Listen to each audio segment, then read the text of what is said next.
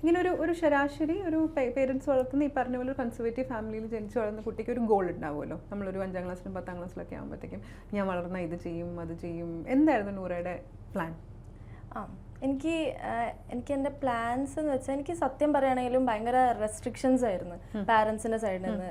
അതായത് ജോലി കിട്ടുകയാണെങ്കിലും after marriage ആവണം, അങ്ങനെയൊക്കെ കുറേ റെസ്ട്രിക്ഷൻസ് ആയിരുന്നു. ഇപ്പോൾ ഫാമിലി സൈഡ് ആവട്ടെ റിലേറ്റീവ്സ് ആവട്ടെ എല്ലാവരും ഭയങ്കര കാണാനൊക്കെ ഇത്തിരി കോലുണ്ട് അപ്പോൾ വേഗം കെട്ടിച്ചേക്കാം, അല്ലെങ്കിൽ വേറെ ആരെയും കൂടെ പോയാലോ, അങ്ങനത്തെ ഒക്കെ ചിന്ത ഞാൻ ചെറുപ്പത്തിൽ തൊട്ടേ 10ാം ക്ലാസ് തൊട്ടേ എൻ്റെ കല്യാണാലോചന നോക്കാൻ തുടങ്ങിയിട്ടുണ്ട്.